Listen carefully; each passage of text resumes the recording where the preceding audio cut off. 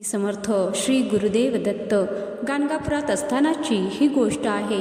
श्री गुरु दररोज माध्यान्ह काळी भिक्षेसाठी गावात जात असत। त्यांच्या दर्शनासाठी आणि त्यांना भिक्षा वाढण्यासाठी श्रीमंत लोक पंचपक्वान्ने घेऊन वाट पाहत असत।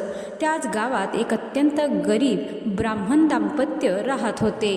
त्यांच्याकडे ना धड खायला अन्न होते ना धड राहायला घर। एके दिवशी त्या ब्राह्मण स्त्रीच्या मनात तीव्र इच्छा निर्माण झाली की आज जगद्गुरू माझ्या दारी भिक्षेला यावेत, पण तिच्याकडे त्यांना वाढायला काहीच नव्हते। फक्त 2 वाळलेल्या आणि कोरड्या कडाच्या भाकरी होत्या।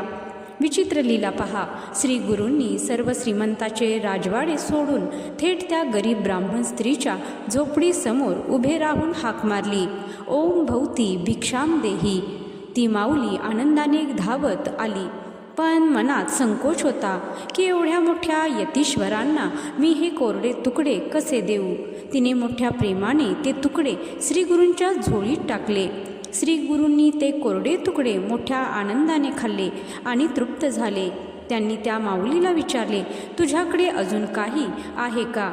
तिने सांगितले की महाराज, माझ्याकडे काहीच नाही, फक्त अंगणात एक वाळलेली कडुलिंबाची फांदी आहे। श्री गुरूंनी स्मित हास्य केले आणि त्या झोपडीला आशीर्वाद दिला।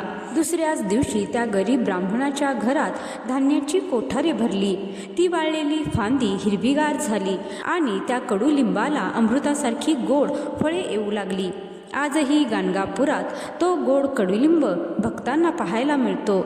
तर मंडळी, या कथेचा बोध हाच की भक्ती खरी असेल तर दगडातूनही झरा फुटतो आणि वाळलेल्या लाकडालाही पालवी फुटते।